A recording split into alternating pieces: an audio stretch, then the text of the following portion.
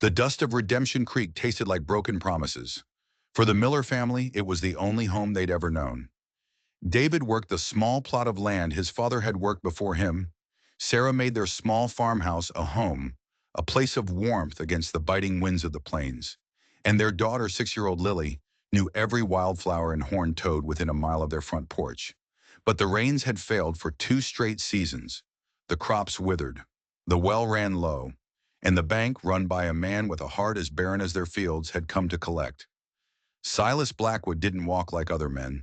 He moved with a cold, precise certainty, as if the ground itself owed him a debt. He stood on the miller's porch, a foreclosure notice in his hand, his eyes sweeping over their meager possessions with a look of profound disappointment. It wasn't about the money, not really. It was about the power. "The town charter is quite clear, David," Blackwood said, his voice smooth as polished stone. "Progress requires efficiency. This land is underutilized." Behind him the sheriff stood with his head bowed, his face a mask of shame. He was a good man in the service of a bad one. David Miller stood before him, his hands calloused and his spirit bruised but not yet broken. "Just one more month, Silas. The long-range forecast says rain is coming. One good harvest is all I need." Blackwood smiled, a thin, cruel slash in his face. "Faith is the currency of the poor, David. I deal in a more reliable commodity." He gestured to the sheriff's deputies.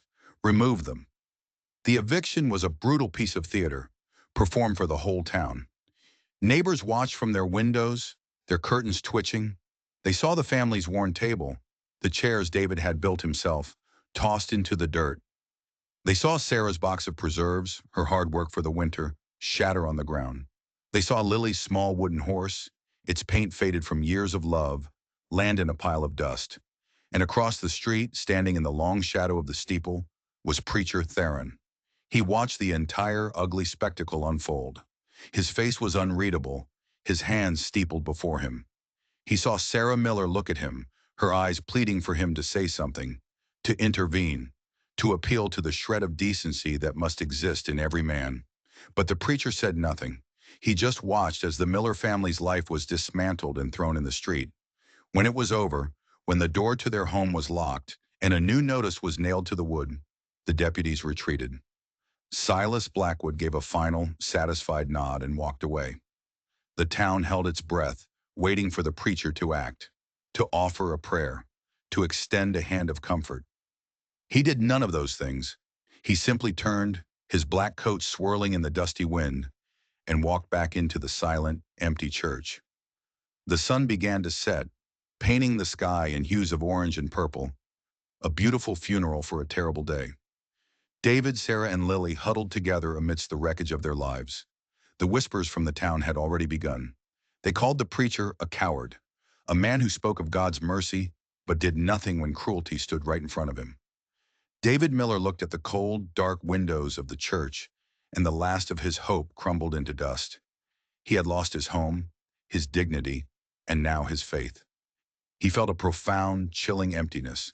They were utterly and completely alone, but they weren't. As darkness fell and a cold wind began to blow across the plains, Sarah was trying to wrap Lily in a thin blanket. Her hand brushed against something hard and metallic tucked into the folds. It was a small iron key. Attached to it was a simple, unsigned slip of paper. On it, 2 words were written in plain, block letters: "The East Door."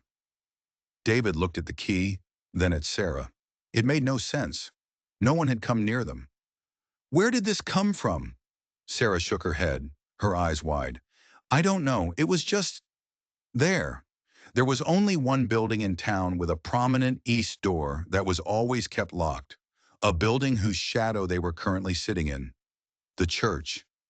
It had to be a mistake, a cruel joke. The preacher had turned his back on them. Why would he offer them shelter? But they had no other choice. The temperature was dropping and Lily was shivering. With a heavy heart, David picked his daughter up and Sarah gathered the few intact belongings she could carry. They walked across the dusty street to the side of the church, to a small, unassuming wooden door half hidden by overgrown ivy. David's hand trembled as he put the key in the lock. He fully expected it not to work. He expected the universe to deliver one final, crushing disappointment. But the lock turned with a well-oiled click. The door swung inward, opening into darkness. It smelled of old wood, beeswax, and something else. It smelled of sanctuary. They stepped inside, closing the door on the wind and the prying eyes of the town. A single lantern had been left burning on a small table, casting a warm, gentle glow. Beside it was a loaf of bread, a block of cheese, and a pitcher of fresh water.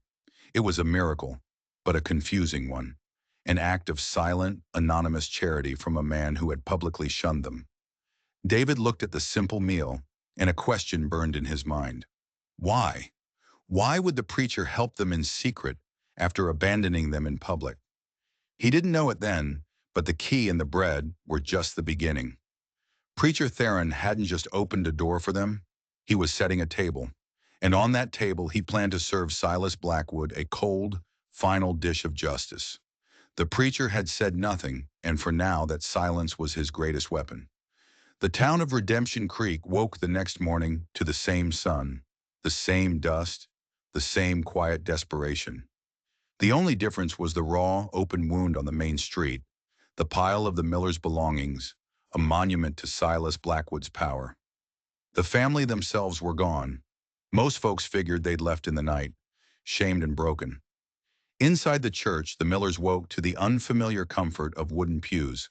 Lily was still asleep, curled under David's coat in the front row. Sarah was staring at the stained glass window above the altar, watching the morning light filter through the image of a shepherd protecting his flock. The irony was a bitter taste in her mouth. He could have stopped it, she whispered, not looking at David. A word from him. Blackwood pretends to be a pious man. He sits in that very pew every Sunday. A word from the preacher might have shamed him. Men like Blackwood have no shame, David said, his voice hollow. He had spent the night wrestling with the preacher's strange behavior, the public indifference versus the private kindness. It felt like two different men, one a coward, the other a savior. How could they both be Preacher Theron? The church bell began to toll, a summons for the Sunday service. Panic seized David. We have to go. We can't be found here. But as they gathered their things, the door to the vestry opened. Preacher Theron stood there. He wasn't looking at them. He was looking at the empty pews, his face grim. Stay, he said, his voice a low rumble. No one will enter the sanctuary from the back. You'll be safe here. He didn't offer an explanation. He didn't apologize. He just turned and walked toward the main doors to greet his congregation, leaving the Millers hidden in the very heart of his church, more confused than ever. From a crack in the vestry door, they watched the townspeople file in. They saw the pitying glances, some shot toward the front pew, where the Millers always sat. And then they saw Silas Blackwood arrive. He walked down the aisle with the arrogance of a king, taking a seat right in the center of the church. He nodded once to the preacher, a smug, dismissive gesture. The sermon that day was one the town would talk about for weeks. The preacher didn't speak of forgiveness or mercy. He spoke of serpents who dressed in fine clothes and hid in plain sight. He spoke of the slow, patient poison of greed and the way it could rot a town from the inside out. His eyes never once went to Silas Blackwood, yet every word felt like an arrow aimed directly at him. David Miller listened, and a sliver of understanding began to cut through his confusion. This wasn't the sermon of a coward.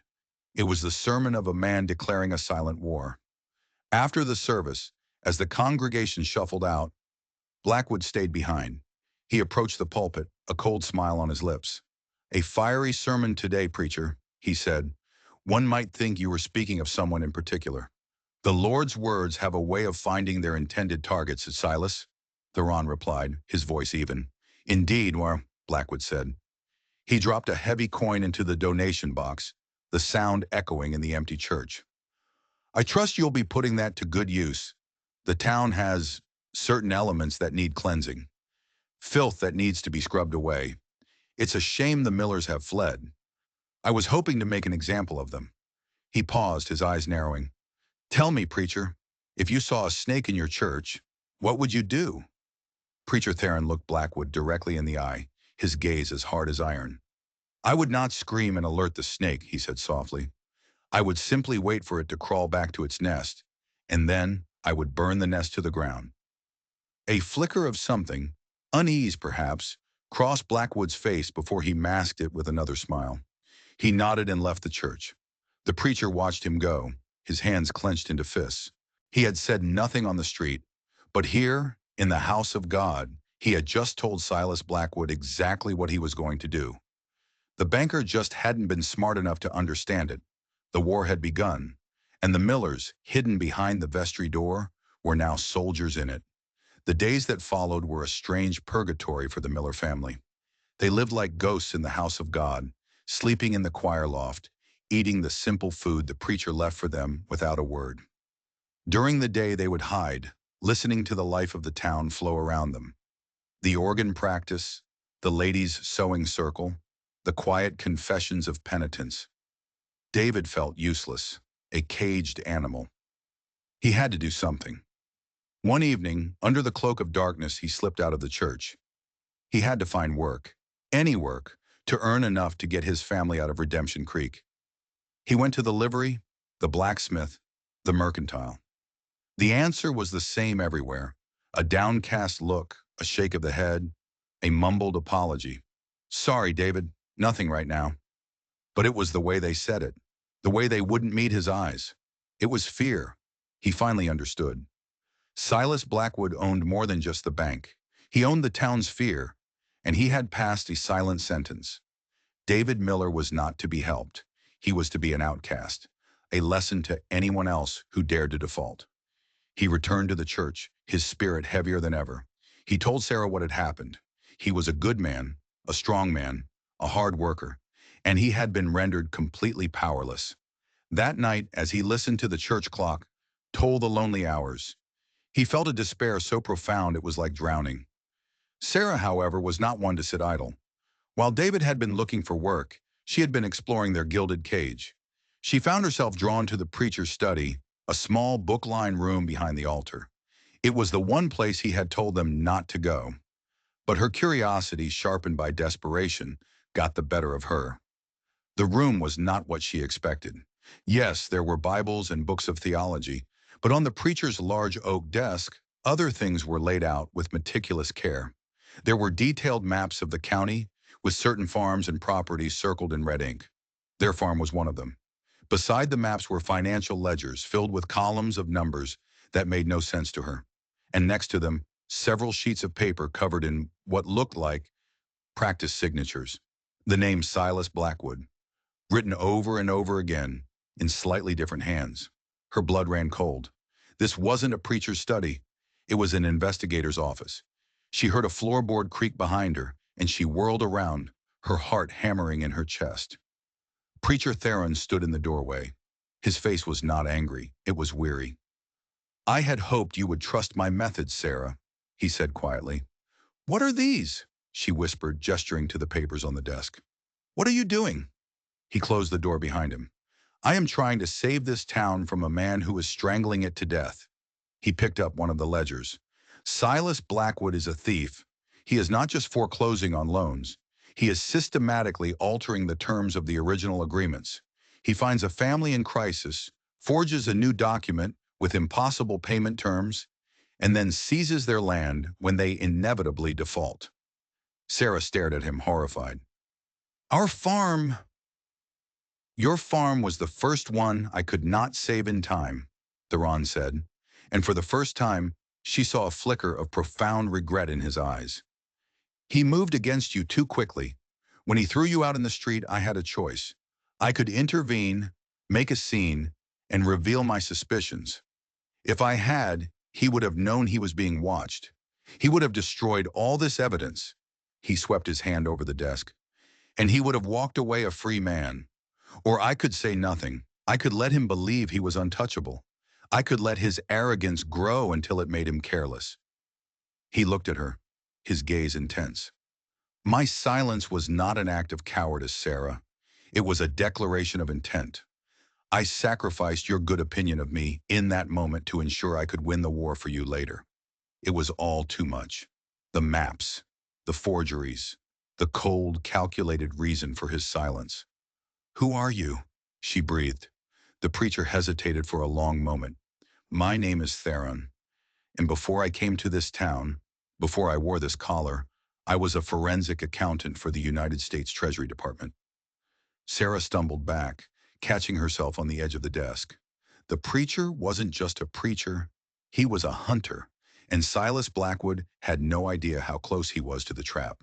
I came here 7 years ago, Theron explained, his voice low and steady, as if he were finally unburdening himself of a great weight.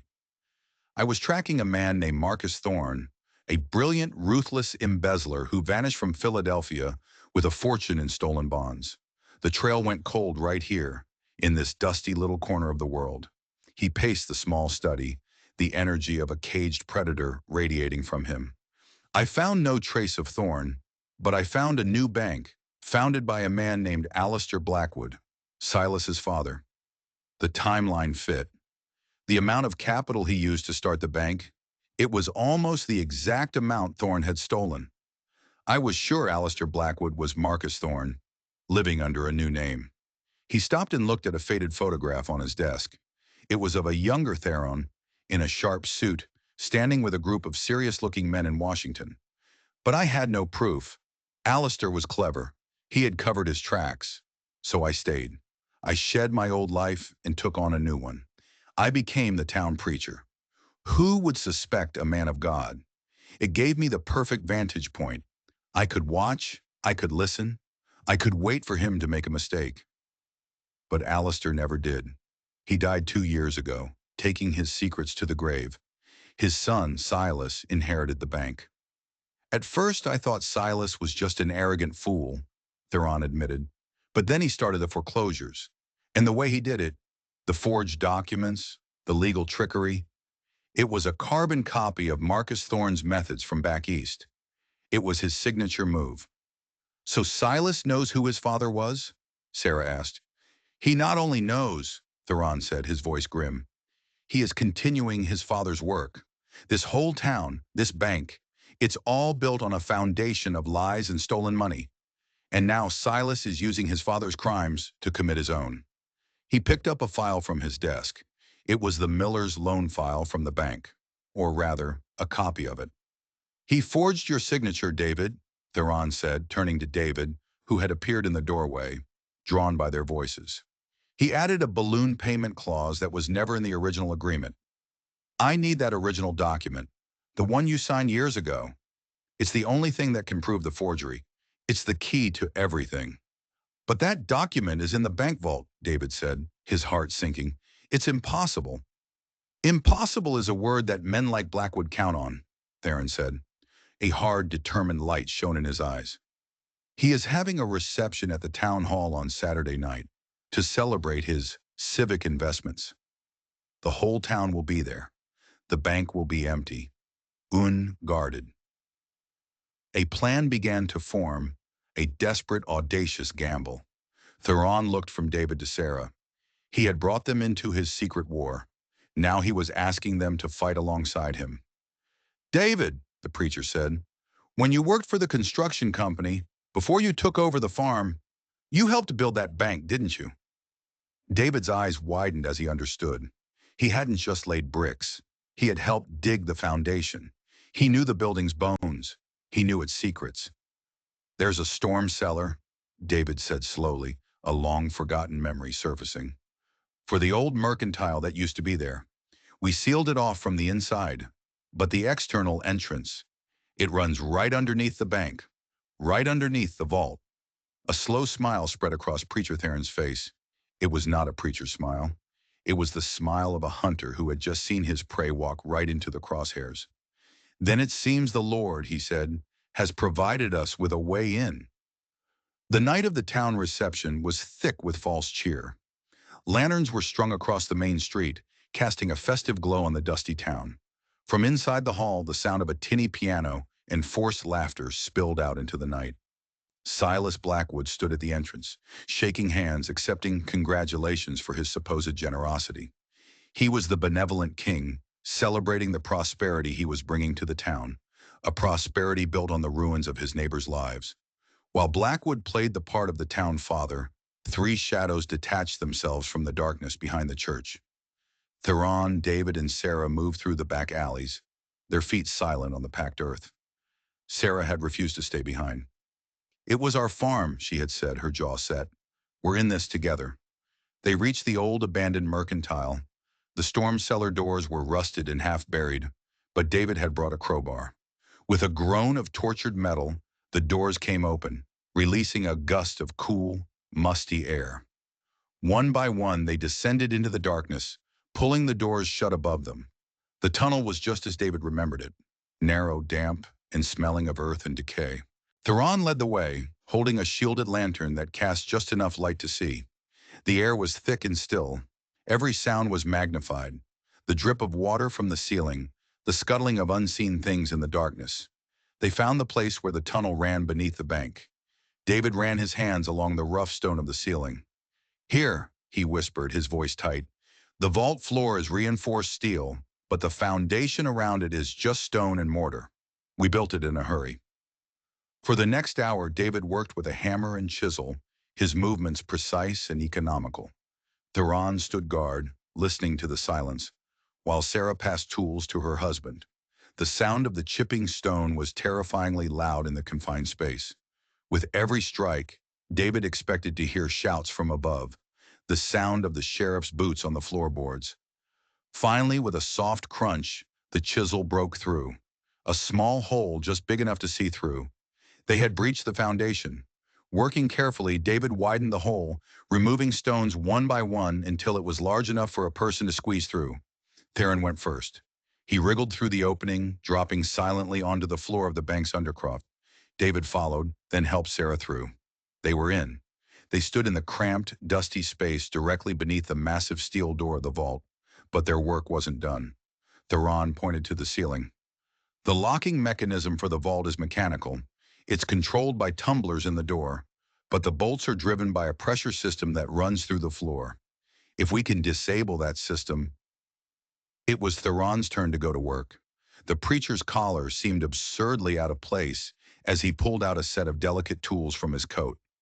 Tools an accountant should never own. He lay on his back, the lantern light glinting in his focused eyes, and began to painstakingly dismantle a small junction box set into the floor. It was a high-stakes surgery. One wrong move, one cut wire, and an alarm would trip. Minutes stretched into an eternity. From outside, they could hear the faint music from the town hall. They could hear the town celebrating the man they were trying to rob. Suddenly, Theron froze. He held up a hand for silence. Footsteps. Someone was walking on the main floor of the bank, right above their heads. They held their breath, their hearts pounding in unison. The footsteps paced back and forth, then stopped directly above the vault door. A key rattled in a lock. The main door to the bank had been opened. They were no longer alone. The footsteps were heavy, deliberate. It was the sheriff. They heard the clink of his spurs, the creak of the floorboards as he made a slow circuit of the room. David flattened himself against the stone wall, sure they would be discovered.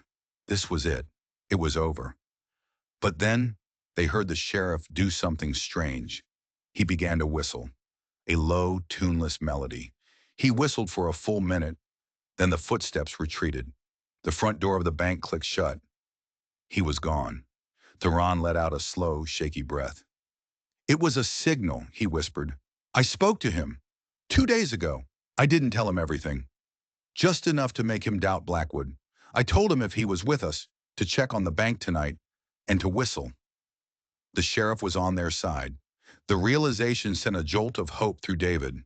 They weren't alone in this fight. With renewed urgency, Theron returned to his task. A few moments later, there was a soft hiss, like air escaping a tire. "The pressure is bled," he said. "The bolts won't fire. Now for the door." He produced a small leather pouch. From it, he tipped out a mound of black powder.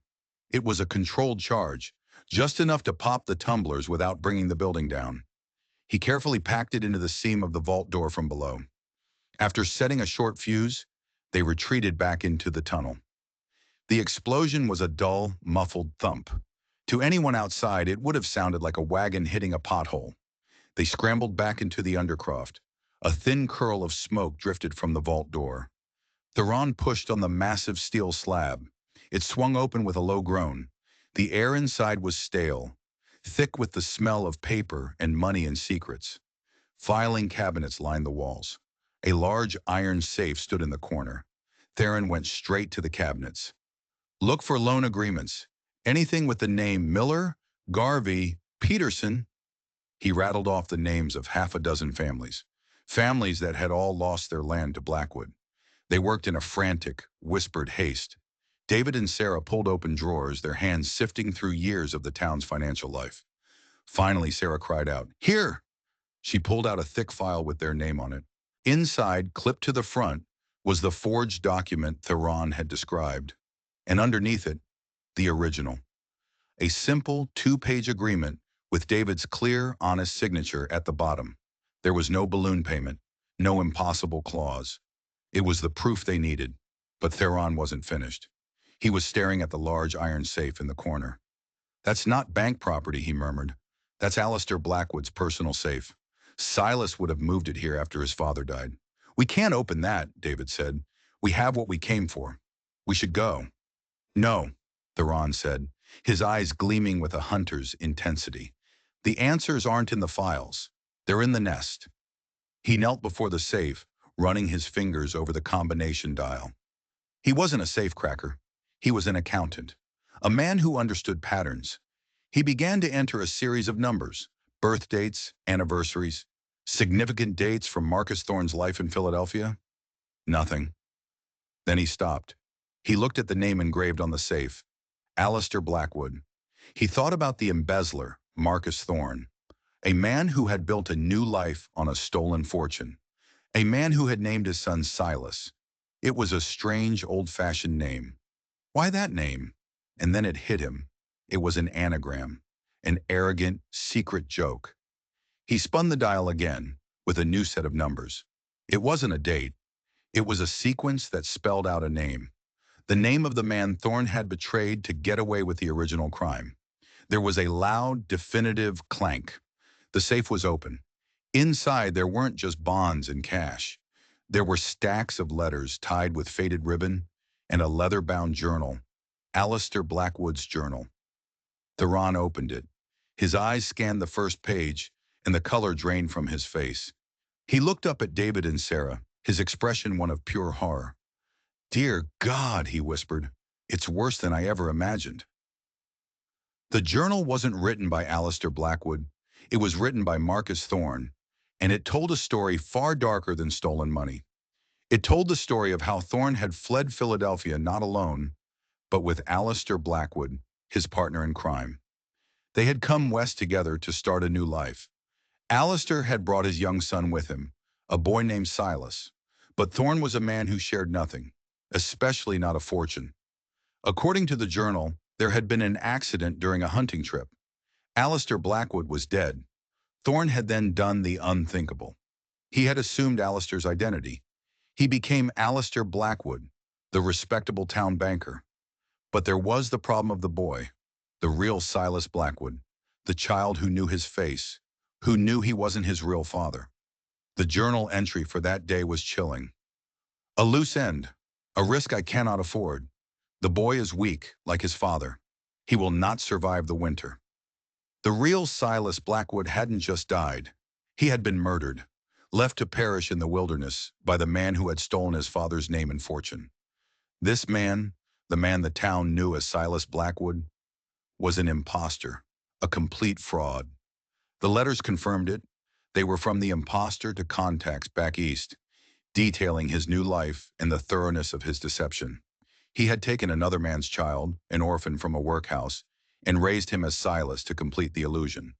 The man celebrating in the town hall wasn't the son of the town founder.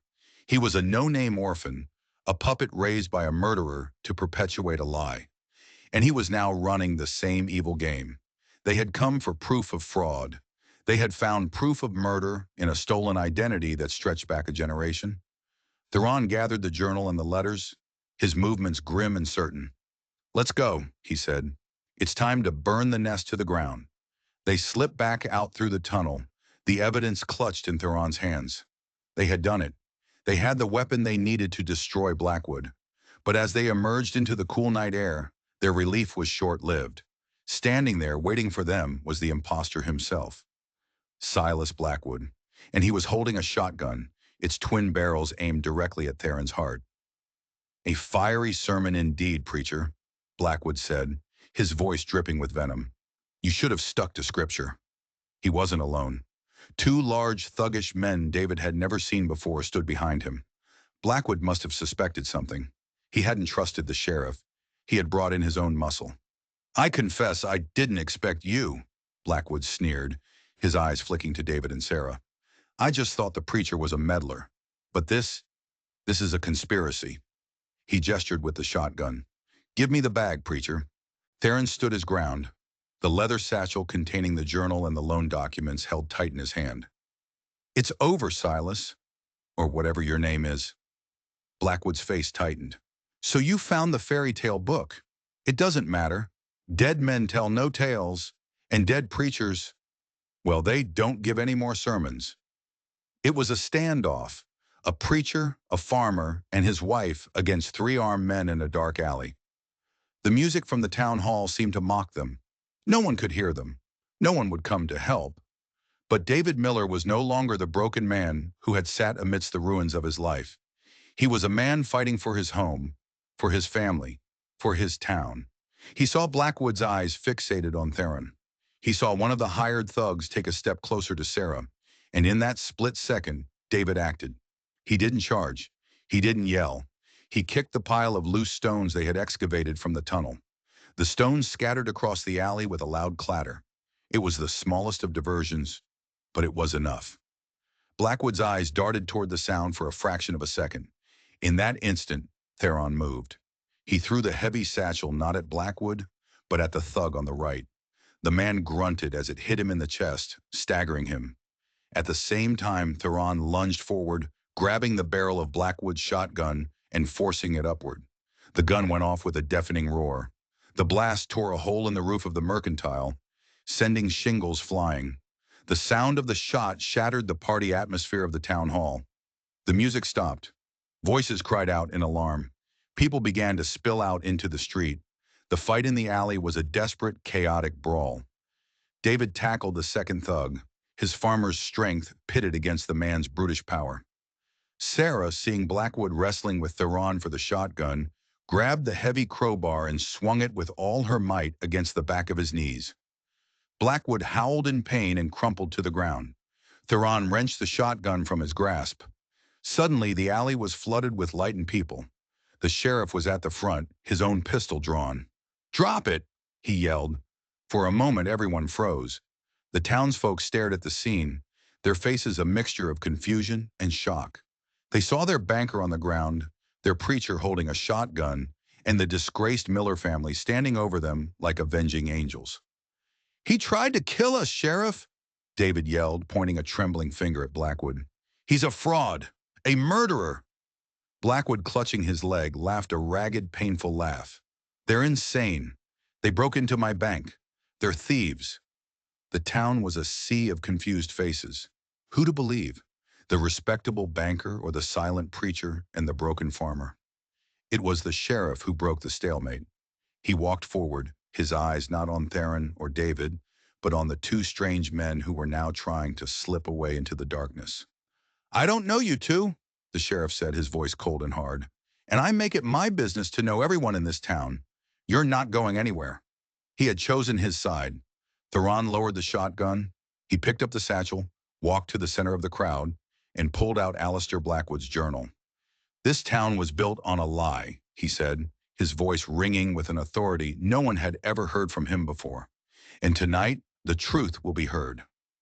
The next morning was a Sunday like no other in Redemption Creek. The church was filled to bursting. People stood in the aisles and crowded the doorway. They weren't there for a sermon on faith. They were there for the truth. David, Sarah, and Lily Miller sat in their rightful place in the front pew. They were no longer outcasts. They were heroes. Silas Blackwood was also there, in the custody of the sheriff, his face a thunderous mask of hate. Preacher Theron stood at the pulpit. He didn't open the Bible. He opened the leather-bound journal, and he began to read. He read the story of Marcus Thorne, the embezzler. He read about the murder of the real Alistair Blackwood. He read the chilling entry about the abandonment of a little boy, the real Silas. And then he held up the forged loan documents, one after another, and read the names of the families who had been cheated, who had been robbed, who had been tossed aside like the Millers. With every word, a wave of shock and anger rolled through the congregation. The man they had respected, the man they had feared, was a phantom. His power was an illusion, his name a lie, his bank a tombstone on a foundation of murder and greed. When Theron was finished, a profound silence filled the church. The town had been cleansed, not by fire, but by the simple, devastating power of the truth. The impostor was led away in chains, his reign of fear over. In the weeks that followed, Redemption Creek was reborn. Federal marshals arrived and took control of the bank. The fraudulent foreclosures were all reversed. The stolen money, what was left of it, was redistributed. The town, once paralyzed by fear, began to work together. People helped each other rebuild. The lie had poisoned them, but the truth had made them strong. Theron, the man they had called a coward, was now the town's unshakable moral center. He was no longer just a preacher, he was their protector. One crisp autumn evening, the Miller family sat down for dinner in their own farmhouse. The table was laden with food from a harvest that had finally come, thanks to the late season rains. The house was filled with the smell of roasting chicken and baking bread. It was filled with life. There was a knock on the door. David opened it to find Preacher Theron standing on the porch, a weary but genuine smile on his face. "We were hoping you'd come, preacher," Sarah said, her voice warm. She gestured to the table. "We set a place for you." Theron looked at the empty chair, at the simple, honest meal, at the family he had saved. He had set their table by bringing justice, and now they were setting his by bringing him home. He had come to this town as a hunter and stayed as a shepherd, and for the first time in a long, long time, he felt like he was finally part of a flock. This story teaches us that true courage isn't always loud. Sometimes it's the silent, patient work of one good person waiting for the right moment to make a stand. It's a reminder that a community is only as strong as the truth it's willing to defend. If you enjoyed this story, don't forget to subscribe.